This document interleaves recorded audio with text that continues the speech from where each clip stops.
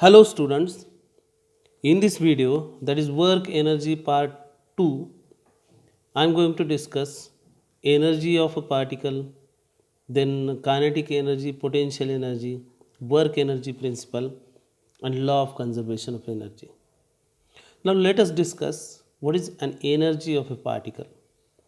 Now energy of a particle can be defined as the capacity of a body to do work. Now, energy can manifest itself in different forms, such as mechanical energy, electrical energy, heat energy, sound energy, etc. But as far as the scope of this subject, that is mechanics, is considered, we are going to go through the mechanical energy only. Now, mechanical energy can be classified into two types. One is the kinetic energy and second is the potential energy. Now, kinetic energy, it is the energy possessed by a particle by virtue of its motion. So, the energy which is there because of the motion is called as kinetic energy, and it can be given as kinetic energy is equal to 1 half mv square, where v is the magnitude of that velocity. So, v is the velocity. Now, its SI unit is Newton meter, and we know that 1 Newton meter is equal to 1 joule. Now, potential energy. Potential energy is the energy possessed by a body by virtue of its position, and potential energy is given as mgh, where h is the height of that particular body above the datum line. So, you should remember it very well that while calculating the potential energy, we will have to assume the datum line, and datum line should always be assumed as per the convenience. Now, SI unit of potential energy is also Newton meter. Now, after defining these two energies, I want to define or I want to discuss the work energy principle.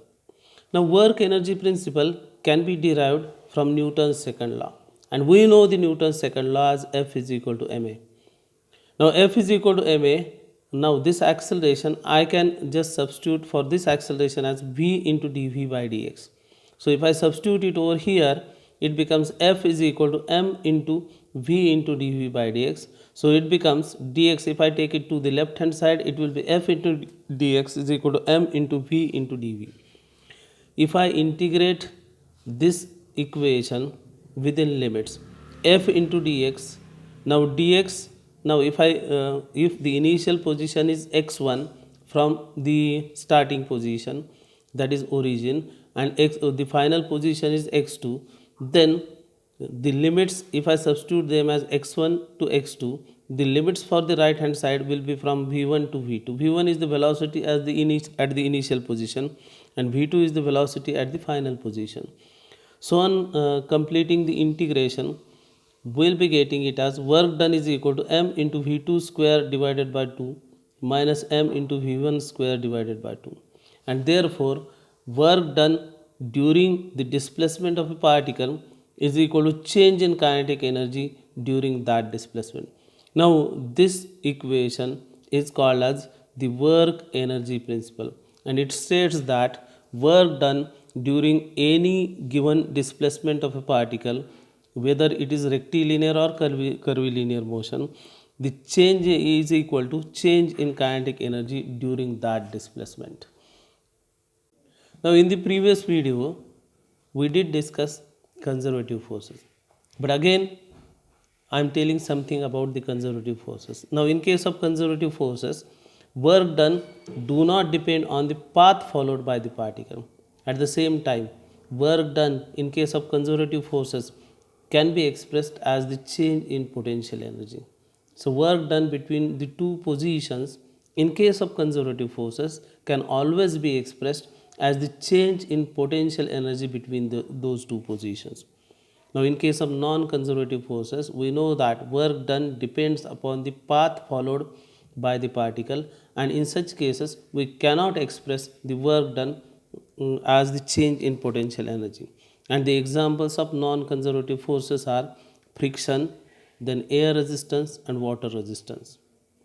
Now, I want to discuss law of conservation of energy. As we know, the law of conservation of energy is Now it states that the total energy remains constant, means the energy can neither be created nor destroyed, it only can be transformed from one form to another form. Now here, as far as the conservative forces are considered, we can express the law of conservation of energy as the sum of potential energy and the kinetic energy of a particle or system of particles remains same during the motion under the action of conservative forces. So if there are conservative forces acting on a particle or system of particles, and if there is no non-conservative force, means if all the forces are conservative forces, in such cases the sum of potential energy and the kinetic energy of a particle remains same during the motion under the action of conservative forces. Now we have seen two laws. First is the work energy principle and second is the law of conservation of energy. Now principle of conservation of energy can be applied to a particle or system of particles only under the action of conservative forces. So that is the limitation of law of conservation of energy. Whereas work energy principle can be applied to get the work done or to get the energy for any kind of the forces which are acting on the particle. So remember it well, whether it is a case of conservative or non-conservative forces, both if both are acting, still we can go for the work energy principle. But if non-conservative forces are there, we cannot use law of conservation of energy. Now for an example, suppose there is a pendulum. Suppose this is a pendulum. Now we know that the motion of the pendulum may be like this. Suppose it is the extreme right position, it is the extreme left position. Now it oscillates in between these positions, say for an example. Now if I want to apply the law of conservation of energy, then I will have to consider the air resistance and the friction at the support as negligible. But if the air resistance and the friction at the support are considerable, then we cannot use the law of conservation of energy. In such case, we will have to use the work energy principle. So it should be borne in mind. Now that is all about work and energy. But again, to understand the concepts of these laws and the principles, you should or I suggest you to go through the video which I am going to upload next to this, because in that video I am going to consider or discuss the typical types of problems which are related to work energy principle as well as law of conservation of energy. So please go through the next video so that you can easily understand the concepts of work and energy. Thanks.